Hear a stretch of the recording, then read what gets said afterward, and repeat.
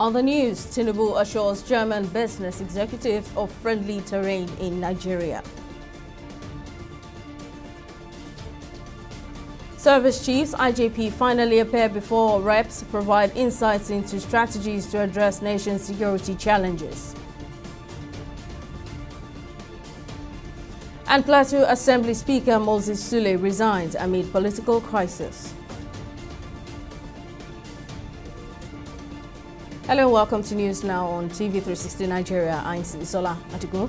President Bola Tinubu has assured German investors that their money is safe in Nigeria if they bring it in for investment.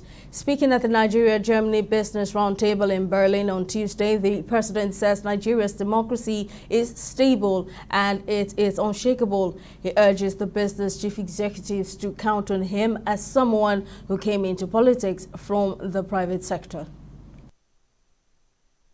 I am here personally to tell you and assure you that democracy has a place and resiliency is the answer in Nigeria today. Since 1999, we've had changes in democratic governance, transfer of power peacefully from one party to the other, within parties and changing parties. No matter how flexible you think a democracy should be, if we fight for it, yes, it is now very flexible and resilient in Nigeria. Be assured. Shake off the military era syndrome. Shake that off. You might have all other news from sections of Africa, but for Nigeria, democracy is there, is here, and we are partners. In a crucial session before the House of Representatives on Tuesday, the nation's service chiefs have listed their challenges and needs while providing insight into their strategies to address the country's security challenges. The gathering, which is part of a security sectoral debate, saw the attendance of the Chief of Defense Staff, General Christopher Musa, the Chief of Army Staff, Lieutenant General Taurid Lagbaja, the Chief of Air Staff, Air Marshal Hassan Abubakar, and Chief of Naval Staff, Vice Admiral Emmanuel Ogala. The high-profile meeting occurred following last Thursday's criticism by lawmakers who rejected representatives sent by the security heads. In their respective presentations, the service chiefs requested improved funding and welfare, better logistics, and enhanced surveillance, among others. No territory in Nigeria is being held by the terrorists. That is very clear. No terrorists. We may have them moving here and there, but none that is under their command. The DDR, the disarmament program for the surrendered terrorists is what is being awaited. Processes are being done and it's continuing. In the North Central and the Northeast, we equally have some that have also found out that they cannot win and they are willing to surrender. In the Northwest, we have reduction in armed banditry in the Northwest and kidnapping, domination of the theater of operations, aspects of illegal mining. In the North Central, we have reduction in tourist migration to Niger and Kaduna states, degradation of the terrorists and surrounding sleeper cells in Kogi State, enhanced security measures in the FCT and the environs through air and land domination. Provision of logistics is very poor in the police. We have 1,537 police divisional headquarters across 774 local governments in Nigeria. But getting vehicles, operational vehicles, for the division is difficult. Each of these divisions requires at least 4 functional patrol vehicles. But we have divisions who don't have any functional patrol vehicle as of today. Training in the police is still inadequate. The welfare of personnel is nothing to write home about. We have been doing our best to protect lives and properties across the country. We have been responding to the best of our ability. Unfortunately, no agency can perform beyond the limit of resources available to it. Senator Abba Moro, representing Benue South Senatorial District, has emerged as the Senate Minority Leader. Senate President Godswill Akpabio made the announcement on Tuesday after he was nominated by the opposition People's Democratic Party (PDP) in the Senate and subsequently affirmed. However, there was uproar in the upper chamber of the National Assembly following the announcement of Senator Osita Ungu, representing Enugu West, as the new Senate Minority Whip. More details in this report. The Senate is in receipt of two documents signed by the Minority Caucus of the Senate, and this is a resolution of the minorities in favor of Senator Abba Moro. And having seen that he has about 41 signatories to his credit as minority leader of the Senate, I therefore have the privilege to announce that the senior Senator Abba Moro be moved forward as the minority leader of the Senate. That announcement of the minority leader and minority whip created a rowdy session in the upper chamber of the Senate on Tuesday. Labour Party Senator representing Enugu North, Okechukwu Izia, and Senator Tony Nwonyo representing Anambra North expressed their displeasure at the Senate President for choosing leaders for the minority caucus. Are we your slaves? The way you were elected was the way you were elected. Are we your slaves? How else you can suspend me here? Are we your slaves? Every time you keep on picking leadership for us. We are not your slaves. Whether you like it or not, the way you were elected was the way we were elected. We are not your slaves. The position of minority whip, we have to schedule another meeting because he has to shade equitably. There is no way we have 4 seats for minorities in this Senate, and a PDP will take 3 of the seats. The next party is Labour Party with 7 senators, and we get nothing. That is unfair, that is unjust, that is inequitable, and is against the spirit of the Nigerian Constitution.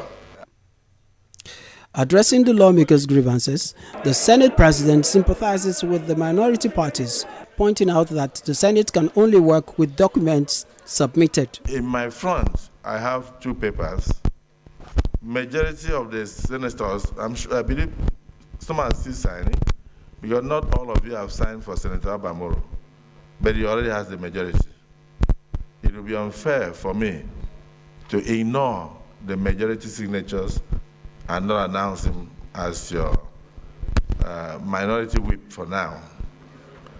At the same time, a minority leader, it will also be unfair for me to see somebody who has majority, and what he actually needs will be like maybe 24 or 25 senators, and he has up to 30, and then I will not announce it. So it doesn't matter your personal reservations. I just want to plead with my colleagues to understand that my job here is not to take individual opinions or to work on the basis of what is convenient to you, but to work on the basis of truth.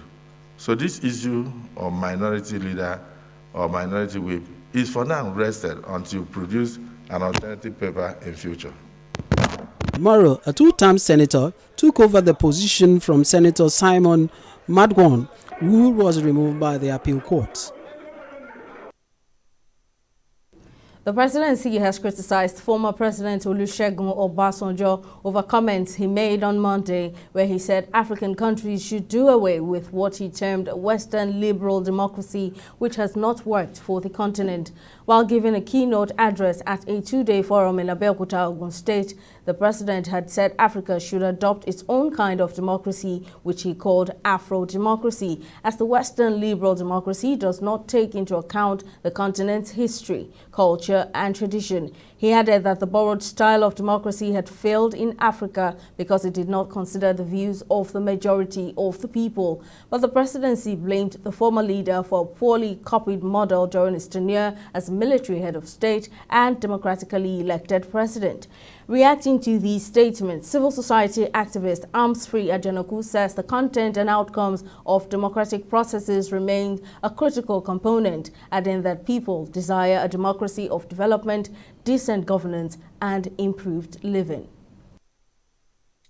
So whether it is Western democracy or any other form of democracy, the reality is that what we should be focusing on is the content and the outcome of democratic processes. So there are countries that have practiced, Western democracy in the form that they have practiced it and they have made progress.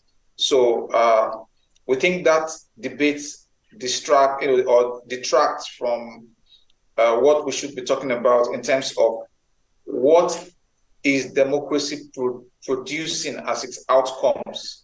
So it's not about form. You can talk about any form, but what the people want is to ensure that democracy translates into development. So whether you want to talk about Afro-democracy like he suggested, the question is, will it translate into development? Will it translate into good governance? And will it address the issues in the lives of citizens? That's the core of the question, and that is what the people want to hear.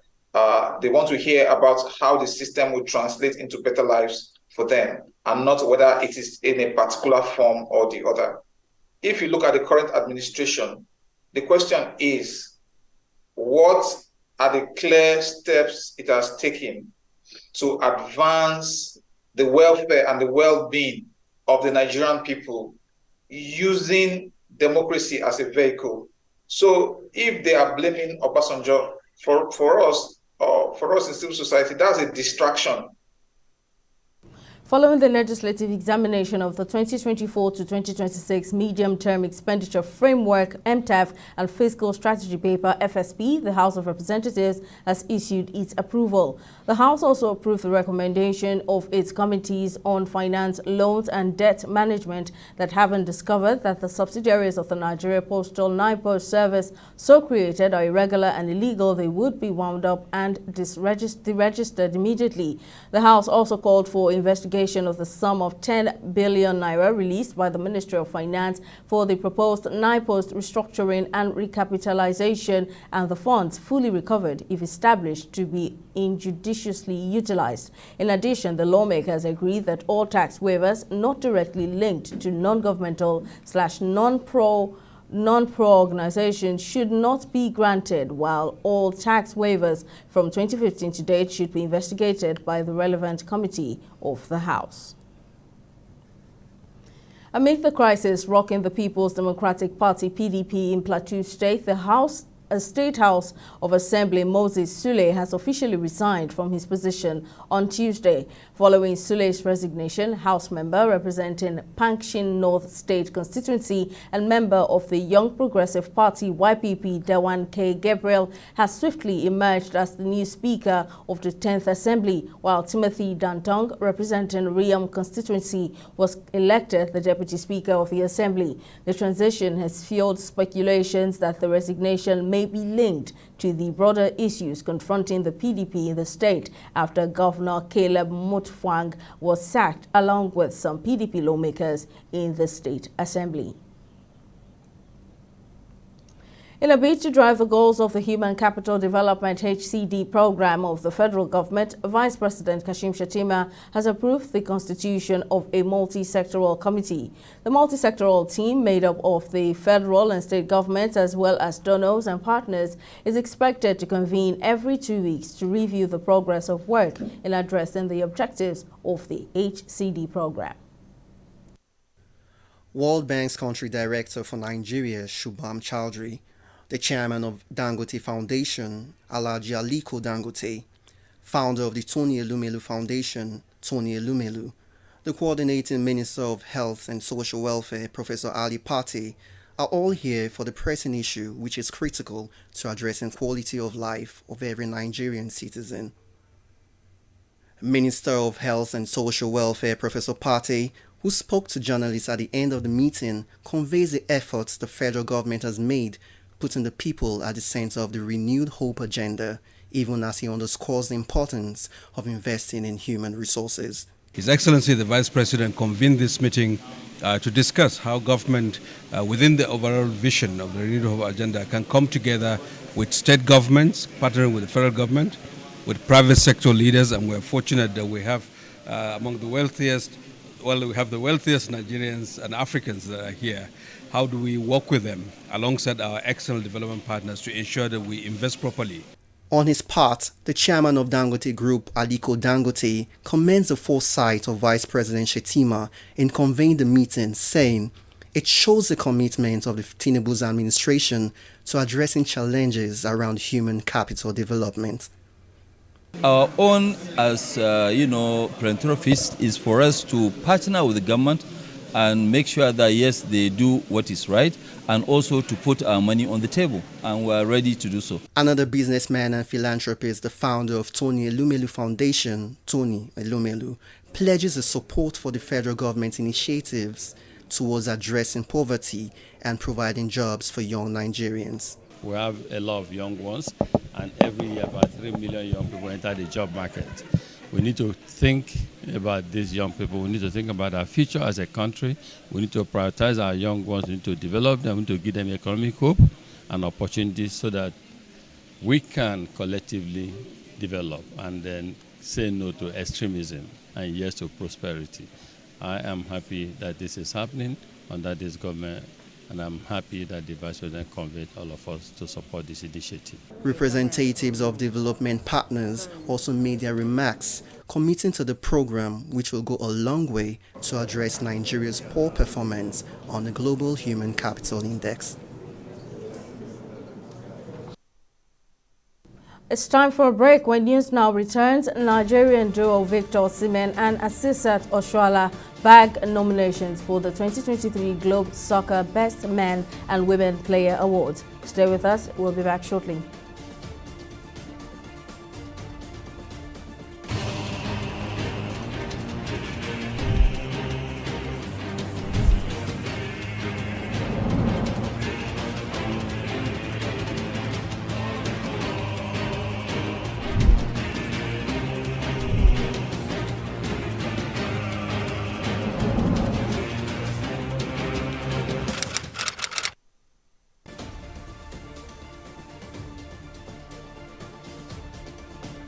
Welcome back. A recap of our top stories. President Bola Tinubu has assured German investors that their money is safe in Nigeria if they bring it in for investment. Speaking at the Nigeria-Germany Business Roundtable in Berlin on Tuesday, the president says Nigeria's democracy is stable and unshakable. He urges the business chief executives to count on him as someone who came into politics from the private sector.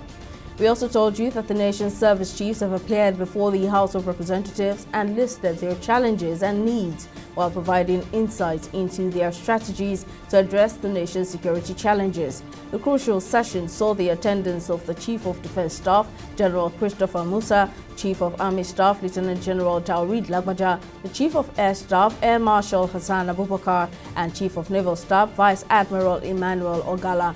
In their respective presentations, the service chiefs requested improved funding and welfare, better logistics, and enhanced surveillance, among others. Just in case you missed any of our news bulletins, or for more updates, you can catch us on Limex World TV or log on to our website on www.tv360nigeria.com. You can also follow us on our social media platforms on Twitter, Instagram, and YouTube at TV360 Nigeria, or download our mobile app on Google Play Store and Huawei App Gallery. On Facebook, we're at TV360 Online.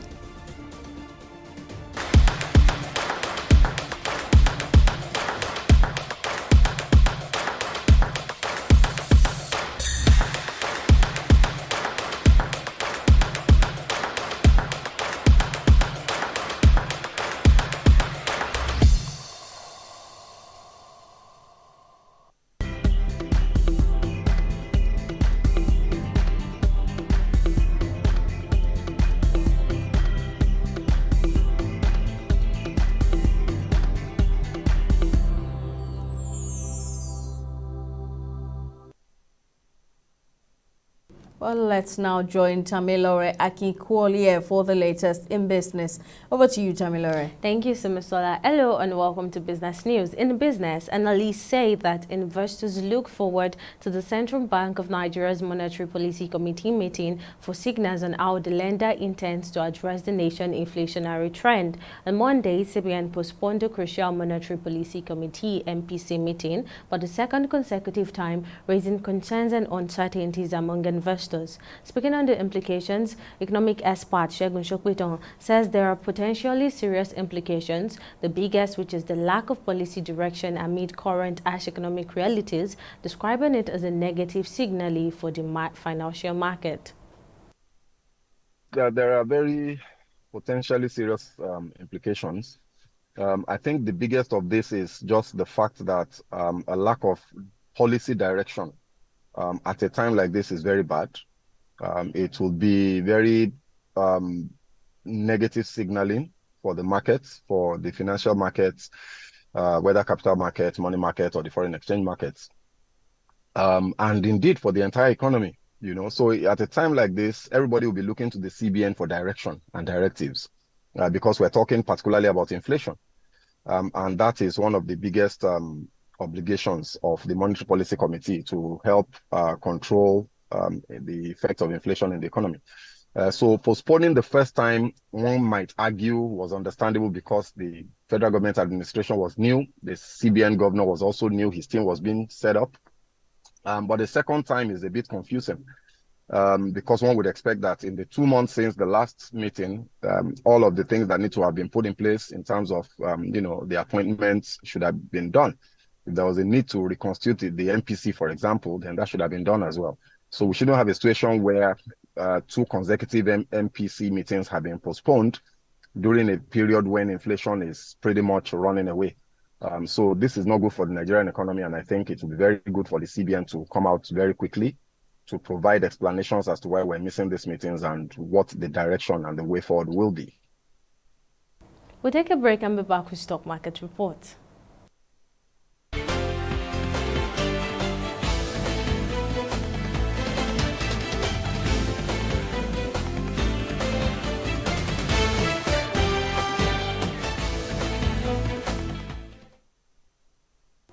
The local bourse slightly rebounded from its previous negative trading day, ending at the bulls at 0.08%, while the all-share index reduced to 71,000 basis points. With the market brought with 45 gainers against 8 losers, Meteor Industries led the gainers with 10% share price appreciation, closing at 6 naira 93 kobo, followed closely by Len Africa at 3 naira 8 kobo. Now in aggregate, 122 listed Angels equities participated in trading and exchanged 491 million volumes on shares in 6,549 deals valued at over 3 billion naira. Now over to our select global stocks, it is a negative trading day as stocks lost steam after a rally that put the market on the pace for its best month since July, leaving all our select global stocks and the bears at 0.28%, 0.21% and 0.10%. That's all on Business and Stock Market Report. Over to you, Simi. Thank you very much, Tamilore, for that update. On the global scene, leaders of the BRICS group of nations have called for an immediate ceasefire in Gaza during an extraordinary summit where Chair South Africa accused Israel of war crimes and genocide in the Palestinian territory. Pretoria hosted a virtual meeting of a group of major emerging economies that includes Brazil, Russia, India, China and South Africa, aimed at drawing up a common response to the Israel-Hamas conflict. At the meeting, South Africa's President Cyril Ramaphosa called for an immediate and comprehensive ceasefire and the deployment of a UN force to monitor the cessation of hostilities and protect civilians. Also present at the meeting, Russia's Vladimir Putin says there was a humanitarian catastrophe unfolding in Gaza, but blamed the crisis on what he called failed diplomacy by the United States. Well, it's time for Entertainment Report on News Now.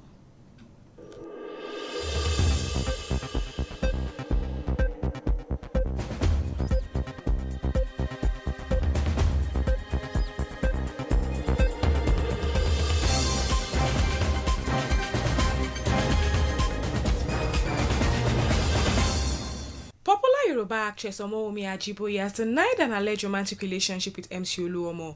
This is coming after fans called out the actress on Instagram for not giving her estranged husband Segun Ogugme due respect at her mother's funeral over the weekend. It was rumored that MC Oluomo sponsored Wumi's mother's funeral. However, reacting to the allegations in an Instagram post on Monday, Wumi denied having an affair with MC Oluomo, but admitted he supported her financially for the burial. Rapper A$AP Rocky is set to stand trial on charges related to an alleged shooting incident involving his former childhood friend Terrell Efron. The incident, which took place 2 years ago, recently gained public attention after a viral video surfaced showing A$AP Rocky purportedly firing a handgun at Efron. On the second day of a court hearing, it was confirmed that A$AP Rocky will face trial on accusation of firing a pistol during a dispute with Efron, causing minor injuries which the rapper already pleaded not guilty to. Rocky is now confronted with 2 felony counts of assault with a firearm, and if found guilty, he could potentially face up to 9 years in prison. And that's all on the entertainment segment of news now. Okpeyemi Owosheni, TV360 News.